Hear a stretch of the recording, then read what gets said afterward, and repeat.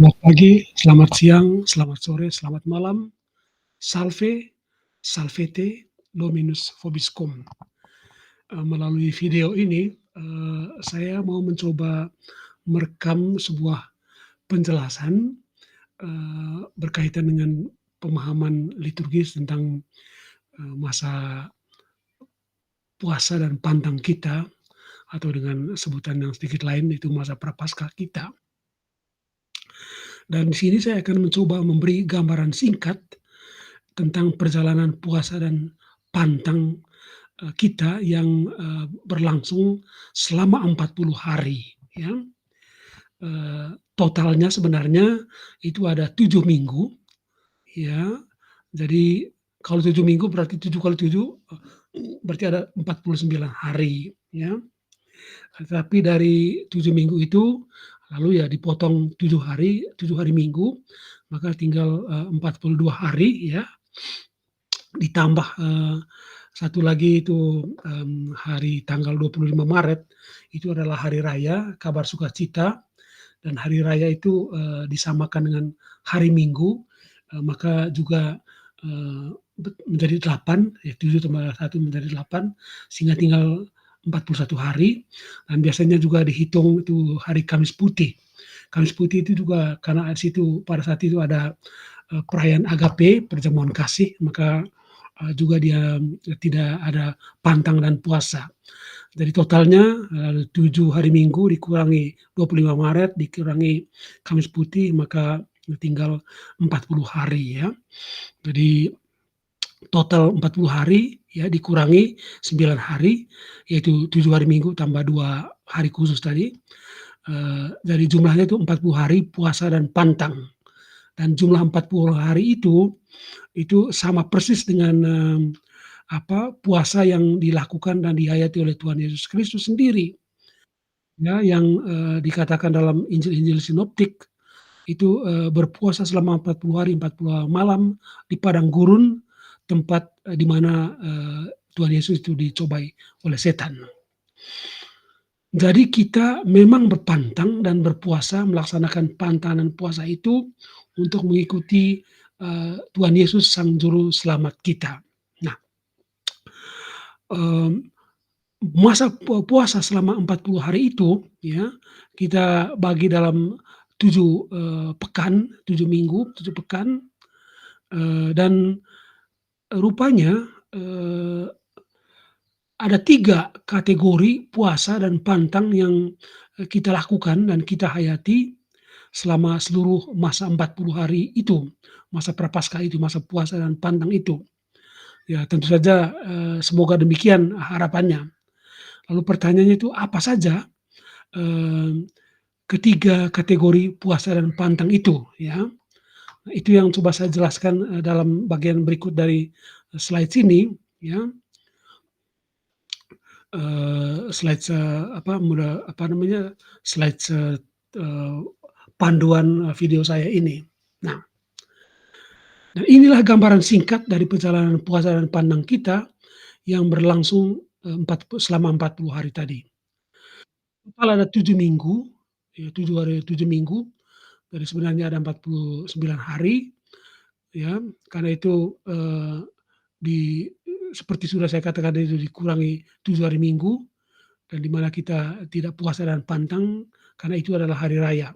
Kita tidak boleh puasa dan pantang ya pada hari raya. Ditambah lagi dengan, yang tadi sudah saya sebut juga juga di depan, 25 Maret itu dikurangi gitu ya, ya lalu, nah sekarang masa puasa dan pantangnya tuh, mmm, ya kita lihat, eee, dalam selama masa 40 hari itu ya, itu ada, 3 kategori, puasa dan pantang kita ya. Puasa yang pertama, kategori yang pertama itu adalah, puasa, berkaitan dengan indera pengecapan, indera merasa, dan itu berarti berkaitan dengan, lidah, mulut, kerongkongan, dan akhirnya perut gitu ya. Nah itu kita mencoba menahan diri dari, mmm, makanan gitu ya, membatasi diri dari situ, dan hasil dari upaya kita membatasi diri, upaya kita menahan diri, ya itu yang kita sumbangkan untuk, aksi puasa dan, pantang gitu ya. Aksi puasa itu, ya itu, eee, be diambil dari hasil kita menahan diri, bukan diambil dari kelebihan kita, ya bukan, tapi diambil dari hasil kita berusaha menahan diri, berbuka puasa. Nah, itu berlangsung selama 40 hari ya, 40 hari, mencoba menahan diri itu, mencoba menahan diri dari, ya puasa dan pantang. Memang ada, deskripsi tentang itu ya, tapi saya pernah menulis tentang itu di tempat lain, saya kira saya tidak perlu masuk ke dalam, hal itu secara lebih rinci. Nah, puasa puasa yang pertama ini yang menyangkut sekali lagi itu indera pengecapan, indera rasa, itu, berlangsung selama seluruh, masa itu, masa 40 hari itu ya, masa pantang dan puasa itu. Nah, puasa jenis yang kedua, itu baru muncul, pada atau kita masuk ke, apa namanya itu, pekan Minggu Sengsara. Dan Minggu Sengsara itu adalah minggu, 1 minggu sebelum Minggu Palma ya. Karena mulai Minggu Palma sampai dengan, hari Minggu Paskah itu disebut, pekan suci ya. Jadi sebelum pekan suci itu, kita masuk ke dalam Minggu Sengsara. Nah, itu disebut atau, kita menghayati, puasa, kategori pantangan puasa yang kedua, yaitu puasa mata, puasa indera penglihatan, ya. Dalam, bahasa Inggris itu para ahli liturgi menyebutnya itu sight, fast, ya. Jadi puasa mata, puasa penglihatan. Nah, itulah sebabnya, kata, para ahli liturgi, eee, mulai Minggu Sengsara itu, semua patung dan sebenarnya juga gambar suci yang ada di gereja dan sekitarnya, itu kita tutup, supaya mata kita itu ditahan dari menikmati, karya seni itu, karya indah itu. Kita tahan dari situ. Nah, itulah, puasa puasa mata, puasa indera. Jadi sejak, Minggu Sengsara, ya Minggu Sengsara, Passion Week itu, puasa kita ditambah. Jadi bukan hanya lagi menyangkut indera pengecap dan perasa, tetapi juga mulai menyangkut indera penglihatan. Kita menahan diri untuk menikmati sesuatu yang indah, ya, menikmati, dengan mata kita karya-karya seni, patung, eee, gambar suci, ya itu harus ditutup semua, gitu. Dan itu berlangsung mulai dari hari Minggu, Sengsara itu sampai dengan, Jumat Agung dan persisnya itu pada saat, mmm, ritual, ibadat penyembahan salib. Nah, pada saat itu, imam, dengan, agung, semarak, dan mulia itu mengarak lilin, ya mengangkat, salib, lalu, setiap kali, berhenti, menyanyikan lagu, Ecce Lignum Crucis ya, lihatlah kayu salib ya, dan dia 3 kali masuk ke dalam gereja dengan, semakin, nada yang semakin lebih tinggi gitu ya, dari rendah, menengah, lalu tinggi. Dan imam melakukan itu sambil membuka selubung salib, dan dengan itu, semua selubung salib dalam gereja, salib dan juga gambar suci dalam gereja, patung-patung itu dibuka. Dengan demikian, puasa dan pantang kita berkaitan dengan penglihatan, ya, dengan, indera mata, itu berhenti di situ. Nah, tapi, puasa, indera pengecap, rasa itu tetap berlangsung ya, pantang itu tetap berlangsung.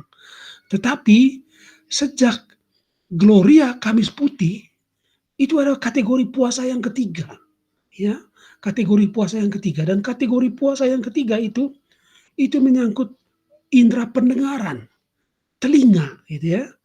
Eee, ek jadi, indera pendengaran itu berarti ya telinga kita itu ditahan, dikendalikan, dikontrol sedemikian rupa supaya ya menahan diri dari mendengarkan bunyi-bunyi yang indah.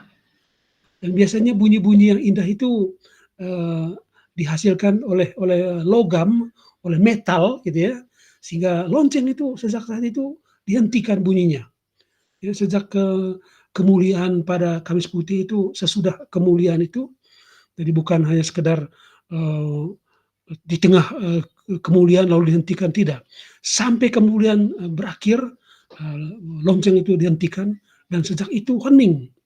Semua bunyi-bunyi yang, dikatakan atau mengasosiasikan itu bunyi indah yang dikaitkan dengan, logam tadi itu dihentikan. Dan sebagai gantinya itu lalu dibunyi dengan kotrekan kayu. Saya lupa persis namanya dalam bahasa Latin, tapi ada. Jadi, kotrekan kayu itu, itu menggantinya. Tujuannya apa? Ya itu tadi, untuk, puasa telinga kita. Nah, dan itu berlangsung sampai Gloria Gloria, eee, malam Paskah, hari Sabtu, malam Paskah.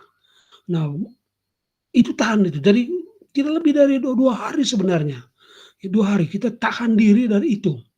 Nah, saya pikir, kalau hanya 2 hari, ya kenapa sih, kita tidak bisa berusaha untuk menahan diri dari melaksanakan puasa jenis yang ketiga itu, dari segala macam jenis bunyi termasuk organ bahkan, ya. Karena kita mau melaksanakan, eee, puasa yang ketiga itu, ya, puasa yang, berkaitan dengan telinga kita, ya, telinga kita. Menahan diri dari bunyi-bunyian itu, dan itu, nobel tanpa lonceng, tanpa bunyi-bunyi musik gitu, kita masuk dalam keheningan.